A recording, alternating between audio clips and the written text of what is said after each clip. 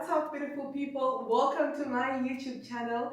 If you're a new subscriber, I'm Munodiwa and this is Casa Chaps, where we talk all things home to interior design and everything in between.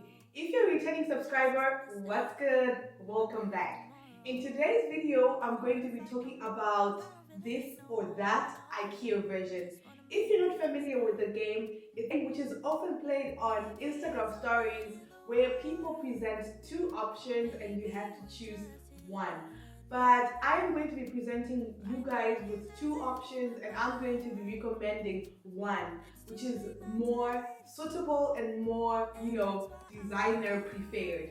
So without further ado, let's get right into it.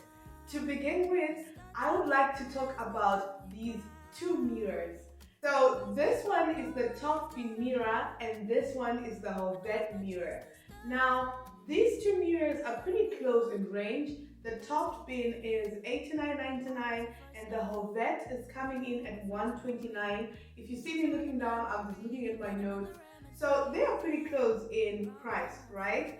But I would really recommend the Hovet because the Hovet is more modern, contemporary, plus you get more value for your money because it's really big, as you can see here. It can really fit, like it spans more than my height, so you really have a good mirror there. And there are plenty of uses for the Hovet. You can either use it in a dining room, for example, just hang it behind the table and then it can bounce back light and make it feel like it's a bigger space than it actually is. This is really good in your dining room because if you're hosting people and you happen to have a small space, you don't have to worry about it feeling tight, because the mirror is going to create the illusion of space anyway.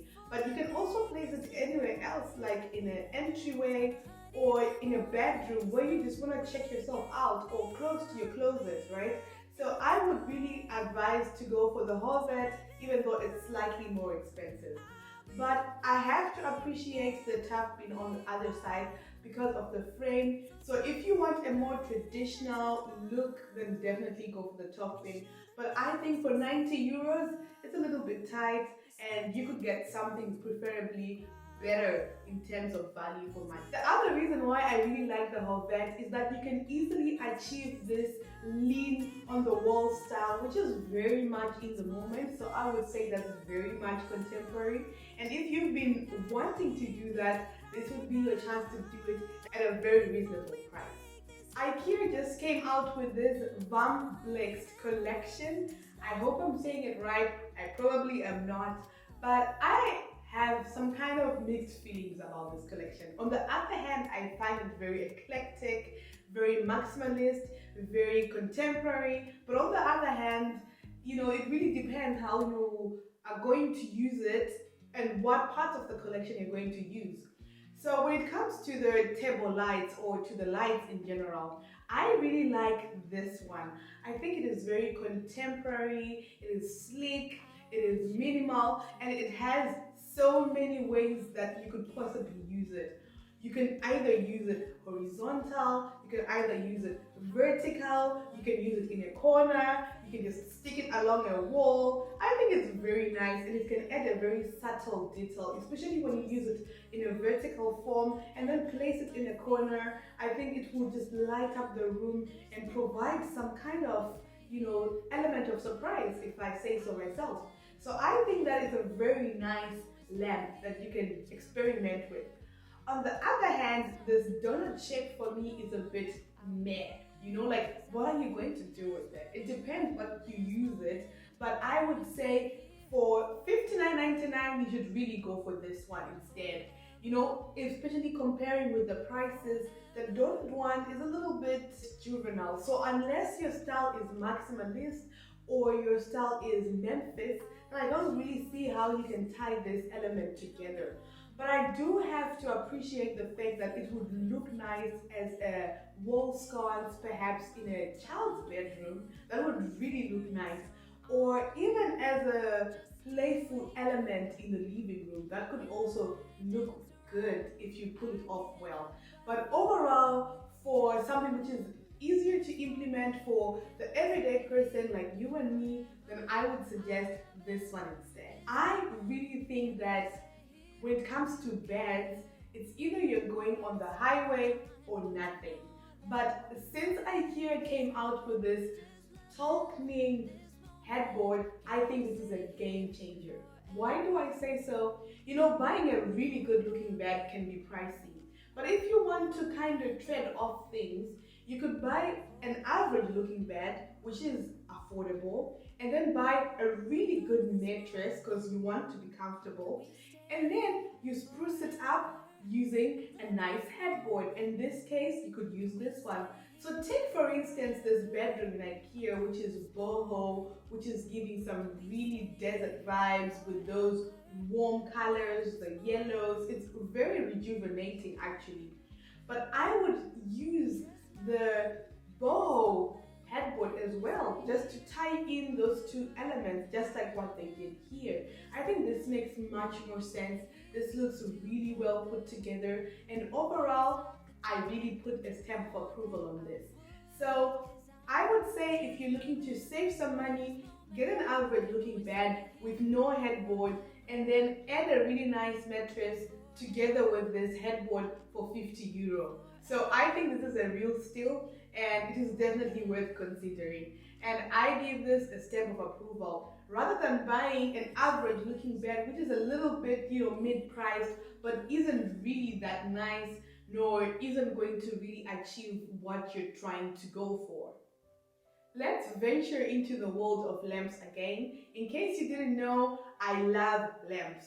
So for me, their Sinnerlig is coming in at $29.99, and it is a much better option than this Misterhult, which is coming in at $79.99, which is almost 80 euro. And there's a 50 euro price difference here, but I would say any day, anytime, go for the $29.99 one. Why? Well, firstly, you can nest these lamps, meaning you can bring them together in a cluster, and before you know it, you have some kind of nice installation. You can vary the heights, and then you have something visually interesting there. And you can easily hang that, above your dining table, above a kitchen island, or even in a bedroom, or even in an entrance, just to really bring in that wow statement when someone walks into your room, or walks into your apartment, or walks into your home.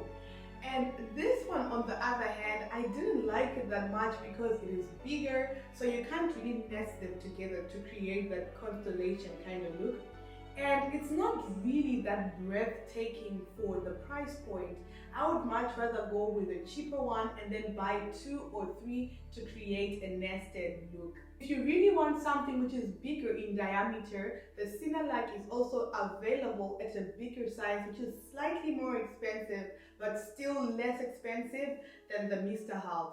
So I think overall the Misterhult is a bit of a miss here, and I would stick to the Sinnerlig, which goes with many styles: Mediterranean, boho, and in the end you can really mix it up with anything depending on what you want to do and depending on what your style is. Now let's go into things that are multifunctional. I love multifunctional pieces of furniture because if you have a small space, then you can really get more for less, right? Now we have this Norden table. I love this table. It has extra storage, so you can store all the dining related stuff, or if you're using it as a work table, you can also store all your office related stuff, but still use it as a dining table later on in the day, when you clear everything off, and then you can eat there. But the other one, which is Kallhäll, I'm really a bit hesitant there because for me, it's looking a bit too utilitarian. This gray cloth which is on the middle there is just taking away the beauty from this chair.